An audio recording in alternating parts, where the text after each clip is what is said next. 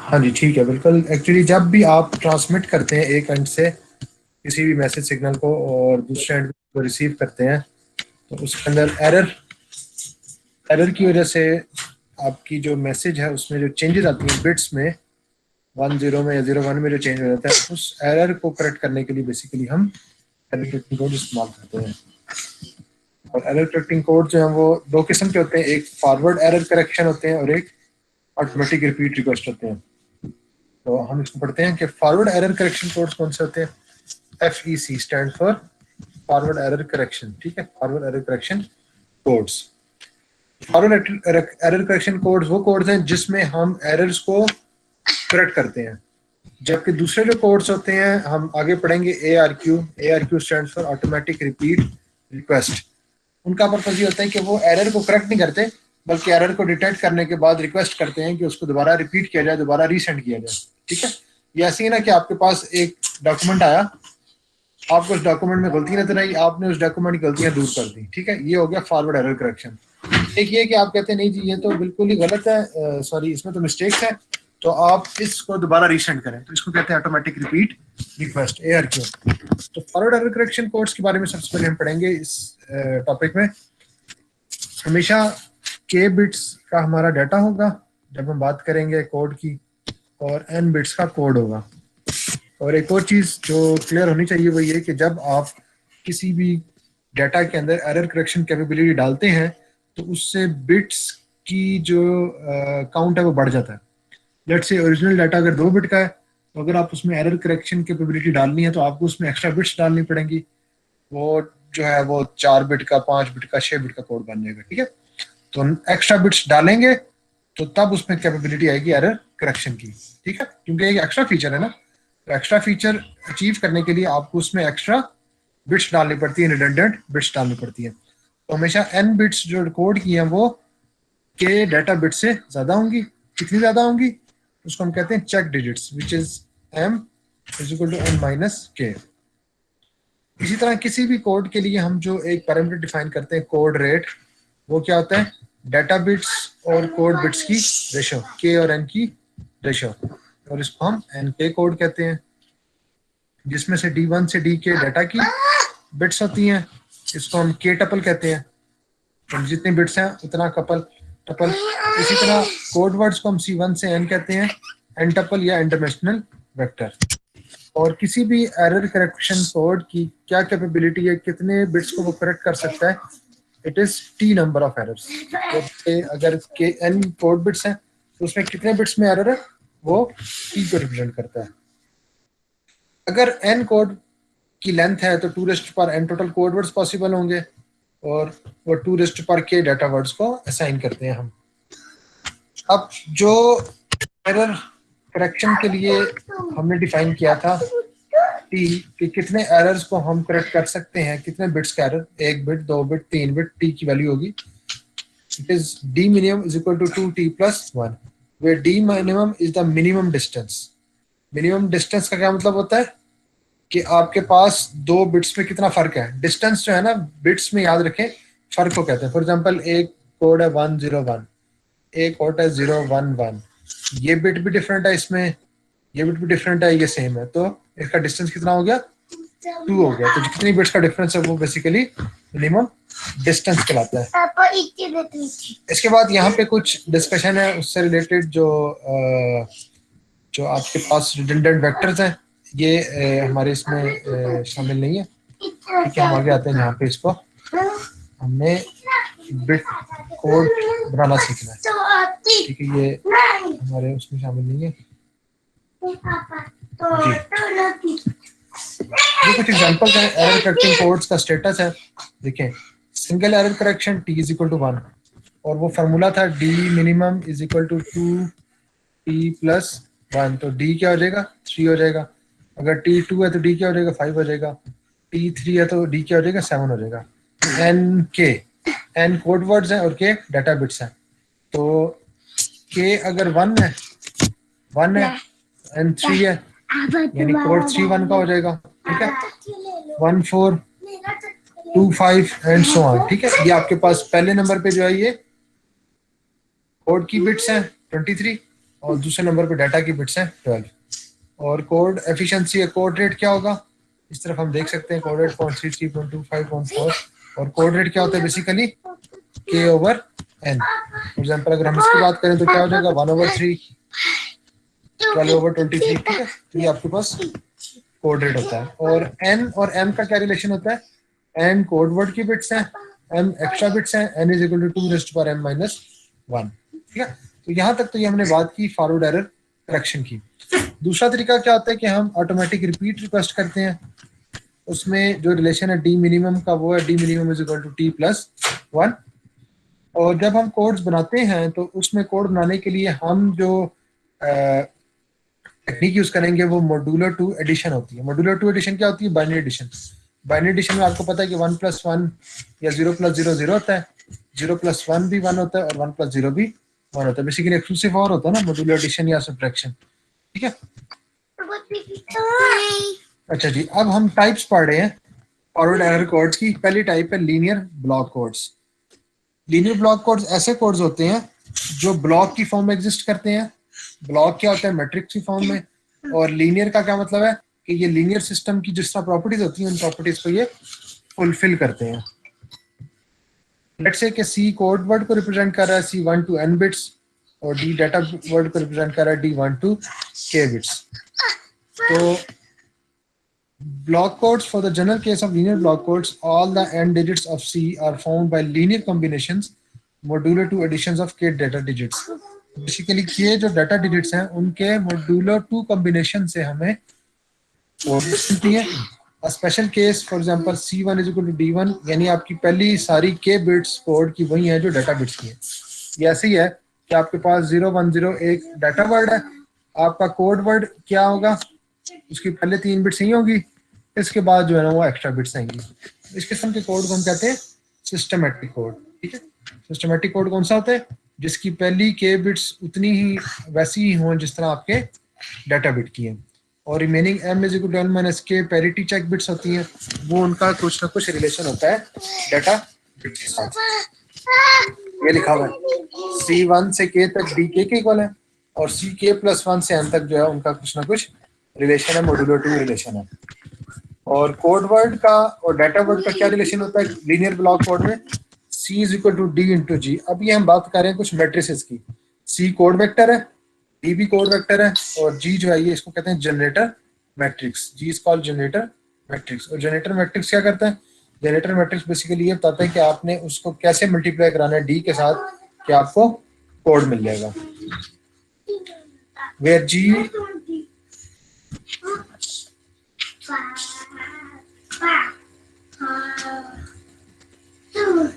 चलिए, अब यहाँ पे ये जो जी मैट्रिक्स है जनरेटर मैट्रिक्स, इसके दो पार्ट्स हैं, एक आई के पार्ट है और एक पी पार्ट है। पार्टीशनिंग है जैसा मैट्रिक्स की आप पार्टीशनिंग करते हैं, सुना हो ना आपने मैट्रिक्स की पार्टीशनिंग होती है।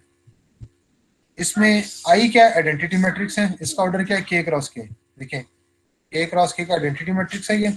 और के क्या होता है, K is the extra bits which is sorry K is the code word bits, ठीक है। तो जो आपकी डाटा की बिट्स हैं वो के हैं, कोड की बिट्स एन है। और एम क्या है, एन माइनस के। मैं यहाँ लिख देता हूँ m is equal to n minus k आपके कोड की बिट्स हैं और के जो है ये डाटा की बिट्स हैं और एम जो है ये एक्स्ट्रा बिट्स, ठीक है। तो ये आपके पास आई के क्रॉस के का ऑर्डर आ गया। ये पी मैट्रिक्स है जिसका ऑर्डर है के क्रॉस एम, ठीक है। The k cross m matrix is called generator matrix. और सिस्टमैटिक कोड्स जी क्या होगा, आइडेंटिटी मैट्रिक्स का क्या मतलब है कि जो आपके पास पहली डाटा की बिट्स हैं वो एज इट इज कोड की बिट्स बन जाएंगी, ठीक है। और उसके बाद पी मैट्रिक्स की बिट्स जो है वो 0 है या 1 है।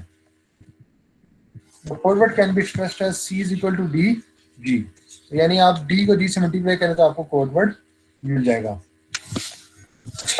अब ये अगेन इसकी जरूरत नहीं है हमें। The Hamming distance between two code words is the number of elements by which they differ. तो बेसिकली दो कोड वर्ड्स का हैमिंग डिस्टेंस वो बिट्स होती है जितने में वो डिफर करें। फॉर एग्जांपल एक कोड है 1010, एक और कोड है 1011, इसमें एक बिट का डिफरेंस आ रहा है ना, इसका हैमिंग डिस्टेंस कितना हो जाएगा, 1 हो जाएगा। एग्जांपल 14.1 करते हैं जिसमें हम ये जनरेटर मैट्रिक्स इस्तेमाल करेंगे और डाटा वर्ड को कोड वर्ड में कन्वर्ट करेंगे। इसको जरा गौर से समझिएगा इस एग्जांपल को, इससे आपको सारी जो थ्योरेटिकल डिस्कशन है वो क्लियर हो जाएगी।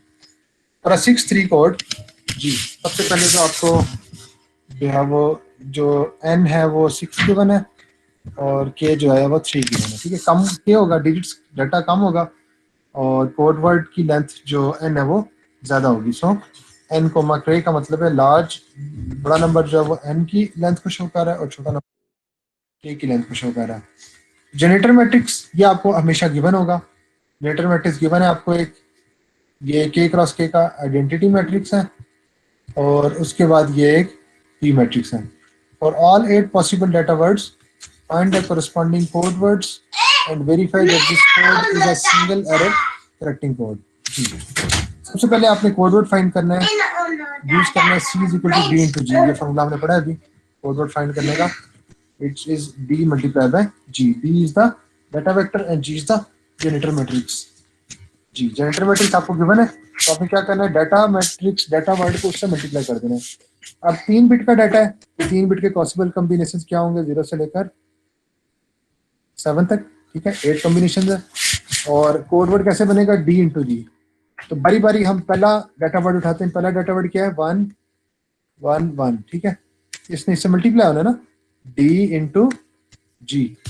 हाँ जी, मैट्रिक्स मल्टीप्लीकेशन बताएं जी क्या होगा, रो को कॉलम से मल्टीप्लाई करते हैं ना, इस रो को इस कॉलम से मल्टीप्लाई करेंगे ना, ठीक है। 1 1 1 इंटू 1 1 0 0 1 आ जाएगा, फिर अगेन नेक्स्ट 1 आ जाएगा, फिर अगेन नेक्स्ट 1 आ जाएगा, ठीक है। चौथी कॉलम से जब करेंगे तो 1 प्लस 1 आ जाएगा, फिर पांचवें कॉलम से जब करेंगे तो फिर 1 प्लस 1 आ जाएगा, और फिर जब छठे कॉलम से करेंगे तो अगेन 1 प्लस 1 आ जाएगा। क्या बनेगा, 1 1 1 1 1 प्लस 1 क्या होता है जी, मॉड्यूलो 2 में 0 होता है, अगेन 1 प्लस 1 0 होता है, अगेन 1 प्लस 1 0 होता है। तो ये आपका पहला कोड वर्ड इस तरह बन जाएगा, ठीक है। तो ये पहला कोड वर्ड बन गया। इसी तरह आप बारी बारी तमाम डीज को पुट करते रहें, डी को जी से मल्टीप्लाई करें तो आपको ये तमाम के तमाम कोड वर्ड जाएंगे मिल जाएंगे। डी करना आपने ये है कि जी जनरेटर मैट्रिक्स आपको गिवन होगा, आपके पास 3 बिट का डाटा वर्ड है तो 3 बिट के तमाम पॉसिबल कॉम्बिनेशन लिख दिए, यहाँ पे 8 कॉम्बिनेशन बनेंगे 2⁻3, ठीक है। तो हर डाटा वर्ड के करस्पॉन्डिंग कोड वर्ड निकालना है आपने। उसका तरीका ये है कि डी को जी से मल्टीप्लाई करते हैं, डी 1 1 1 है, जी ये मैट्रिक्स गिवन है, इसको आप मल्टीप्लाई करेंगे तो आपको पहला कोड वर्ड मिल जाएगा, फिर डी सेकंड रो, इसको आप मल्टीप्लाई करेंगे तो आपको सेकंड कोड वर्ड मिल जाएगा। तो इस तरह बारी बारी आप सारे कोड वर्ड फाइंड कर सकते हैं, मैट्रिक्स मल्टीप्लिकेशन है, ठीक है, क्लियर है। कि एक तो ऑल पॉसिबल डाटा वर्ड्स के करस्पॉन्डिंग कोड वर्ड्स फाइंड करें और verify that this code is a single error correcting code, ठीक है। ये कैसे पता चलेगा, note that the distance between any two code words is at least 3। हाँ जी, मिनिमम डिस्टेंस कितना है इसमें, आप देखें ये पहला कोड वर्ड है और ये दूसरा कोड वर्ड है, कितने बिट्स फर्क है, पहली बिट एक जैसी है, दूसरी बिट भी एक जैसी है, तीसरी बिट में फर्क है, इस बिट में फर्क है और इस बिट में फर्क है, तो कितने फर्क है, 1 2 3, तो 3 इसका मिनिमम डिस्टेंस है। तो अभी हमने फॉर्मूला पढ़ा था d minimum is equal to 2t plus 1, ठीक हो गया। तो आप यहाँ से t निकाल लें तो t क्या आ जाएगा आपके पास, 1 आ जाएगा, ठीक है। d की वैल्यू 3 पुट करना, 3 माइनस 1 2, 2 और 2 इज 1, तो t की वैल्यू 1 आ जाएगी, ठीक है। तो इस तरह जो है हम इसको मिनिमम एरर करेक्शन प्रोबेबिलिटी इसकी 1 है। और इसका अगर हमने स्ट्रक्चर बनाना हो हार्डवेयर में कि कैसे काम करेगा, तो यहाँ पे ये देखते हैं जी, डाटा इनपुट आ रहा है, इसका इनकोडर कैसे बनेगा, डाटा को हमने कन्वर्ट करना है, यहाँ पे हमें कोड मिलेगा, ठीक है। उसके लिए क्या करेंगे हम, 3 बिट्स है डाटा की D1 D2 D3, पहले 3 बिट्स कोड वर्ड की C1 C2 C3 as it is बन जाएंगी यहाँ से, फिर बाकी 3 बिट्स C4 C5 और C6 कैसे बनेंगी, जैसे हमने यहाँ पे देखा है, पहली 2 बिट्स का एडिशन है, दूसरी तीसरी बिट का एडिशन है और पहली तीसरी बिट का एडिशन है। इसी तरह यहाँ पे हमें ये मिल रही है, पहली और तीसरी बिट का सम है, C5 क्या है, दूसरी और तीसरी बिट का सम है, और 6 का है, पहली और दूसरी बिट का सम है। तो इस तरह आपके पास जो है वो ये तमाम की तमाम जो है वो बन जाएंगी बिट्स की, ठीक है। D1 प्लस 3 था इसमें, यहाँ पे आपके पास 2 प्लस 3 था और ये प्लस 1 प्लस 3 था, ठीक है। तो इस तरह आप जो है वो इसको प्रैक्टिकली बना सकते हैं। लीनियर कोड्स का मतलब है कि लीनियर ब्लॉक कोड जिसमें दो कोड वर्ड्स का अगर आप पेयर लें तो ये आल्सो एक कोड वर्ड बनेगा। फॉर एग्जांपल यहाँ पे इन कोड वर्ड में से किसी भी दो, फॉर एग्जांपल इन दोनों कोड वर्ड का सम आप लेंगे तो जो नया वर्ड आएगा वो भी इसमें से कोई ना कोई कोड वर्ड होगा। ठीक है, इसको लीनियर ब्लॉक कोड कहा जाता है। और मिनिमम डिस्टेंस जो है वो मिनिमम वेट के इक्वल है। मिनिमम वेट क्या होता है? Number of ones. Weight is basically number of ones, कितने वंस है किसी कोड के अंदर वो उसका वेट होता है, और वही मिनिमम डिस्टेंस होता है। अब एनकोडिंग के बाद डिकोडिंग कैसे करेंगे? लेट्स से कि ये कोड हमने बना दिया, ठीक है, ये ट्रांसमिट कर दिया रिसीवर साइड पे, तो डिकोडिंग करनी है इसकी। ठीक है, तो डिकोडिंग के लिए बेसिकली हमारे पास जो एल्गोरिथम यूज होगा वो हम इसकी डिटेल्स में नहीं जाते, जस्ट हम इसको यूज करते हैं यहाँ पे। लेट्स से कि सी जो है वो ट्रांसमिट हुआ कोड, दूसरे एंड पे रिसीव हुई कोड वर्ड, उसको हमने आर कह दिया, और बीच में एरर आ गया ई। तो आर क्या होगा? सी और ई का सम हो जाएगा। ठीक है, लेट्स से कि हमें ये ट्रांसमिट हुआ था, ये ट्रांसमिट हुआ था सी, और ये आर रिसीव हो गया, तो ई क्या हो जाएगा? इन दोनों का सम हो जाएगा दायरा। तो एस एक सिंड्रोम हम कहते हैं। सिंड्रोम क्या होता है कि रिसीव वेक्टर को एक एच मैट्रिक्स से मल्टीप्लाई करते हैं। एच मैट्रिक्स क्या होगा? एच मैट्रिक्स बेसिकली उसी जी मैट्रिक्स से ही बनेगा। ठीक है, जनरेटर मैट्रिक्स से। अगर यहाँ पे हम देखें जी, ये वाली इक्वेशन से देखें, एच मैट्रिक्स क्या है? पी और आई के कॉम्बिनेशन से बनेगा, और पी और आई कहाँ से आएगा? जी में से आएगा। कैसे? ये भी हमने देखा था यहाँ पे। ये देखें, जी के अंदर क्या है? आई भी है और पी भी है। जस्ट इसके ऑर्डर को हम अगर चेंज कर दें, यहाँ पे इस फॉर्म में लिख दें पी और आई, तो वो क्या बन जाएगा? एच बन जाएगा। ठीक है, तो ये आपके पास एच मैट्रिक्स बन जाएगा। आपने क्या करना है कि एच ट्रांसपोज को आर से मल्टीप्लाई करना, तो ये सिंड्रोम एस बन जाएगा। अब सिंड्रोम से हम निकालेंगे बेसिकली, डिकोडिंग करेंगे कि हमारी बिट कौन सी थी। हम करते हैं एक एग्जांपल से, ठीक है, जिसका क्लियर हो जाएगा। एग्जांपल 14.2 क्या कहते हैं जी? A linear 6-3 code is generated according to the generating matrix in example 14.1। वही जो एग्जांपल 14.1 में जनरेटर मैट्रिक्स गिवन था, जनरेटर मैट्रिक्स को इस्तेमाल करके हमने कोड बनाया। रिसीव वेक्टर है ये, ठीक है, तो कुछ भी ट्रांसमिट किया था, ये रिसीव हो रहा है। अब हमने ये डिटरमिन करना है कि कॉरेस्पॉन्डिंग डाटा वर्ड क्या था। If the channel is a binary systematic channel. Binary systematic channel का ये मतलब होता है कि जीरोस और वंस ट्रांसमिट हो रहे हैं। ठीक है, बाइनरी डाटा जा रहा है। अच्छा जी, सबसे पहले सिंड्रोम क्या होगा? R into H transpose. R आपको ये गिवन है, आपने यहाँ पे लिख दिया। एच ट्रांसपोज कैसे बनेगा? ई और आई से। ठीक है, ई और आई से। अगर आप देखें 14.1 में जो हमें गिवन था जनरेटर मैट्रिक्स, इसमें ये पी था और ये हमने ऊपर पुट कर दिया यहाँ पे, क्योंकि ये पी बन गया और ये आई बन गया 3 क्रॉस 3 का। इसको मल्टीप्लाई करें, इस रो को इस कॉलम से करें आप पहले, फिर इससे करें, फिर इससे करें, तो आपके पास ये 3 बिट्स आ जाएंगी 1 1 0। ठीक है, तो इसका ऑर्डर क्या है? 1 क्रॉस 6 है। इसका ऑर्डर क्या है? 6 क्रॉस 3 है। तो आपके पास इसका ऑर्डर क्या आ जाएगा? 1 क्रॉस 3 का आ जाएगा। ठीक है, तो सी क्या होता है?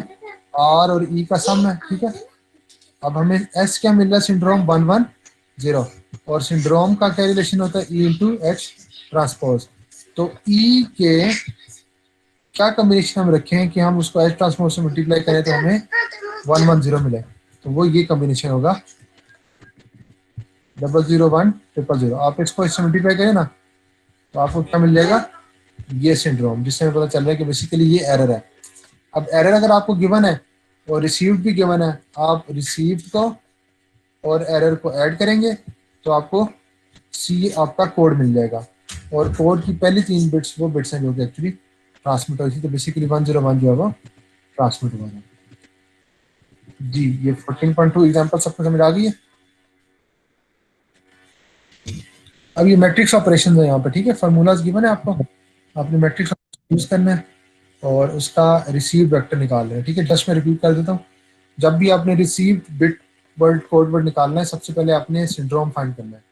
आर गिवन होगा आपको, एच भी गिवन होगा, जिस तरह यहाँ पे जी की फॉर्म में गिवन था, जी या एच गिवन हो एक ही बात है, जी का ऑर्डर चेंज करेंगे तो एच बन जाएगा। तो आर इंटू एच ट्रांसपोज से आपने ये निकालना है। उसके बाद ई इंटू एच ट्रांसपोज का जो पॉसिबल कम्बिनेशन है जिससे आपको ये सिंड्रोम मिले वो आपने निकालना है, और उसको आप रिसीव में ऐड कर देंगे तो आपको अपना कोड वर्ड मिल जाएगा।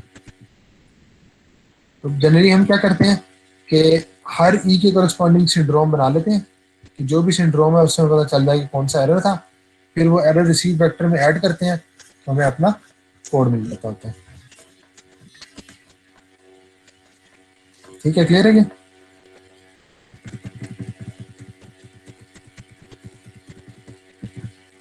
अच्छा, इधर ये इसकी एग्जांपल दी हुई है कि आपको अगर डिफरेंट सिंड्रोम्स मिल रहे हैं तो उसके करस्पॉन्डिंग एरर का क्या कोड वर्ड होगा।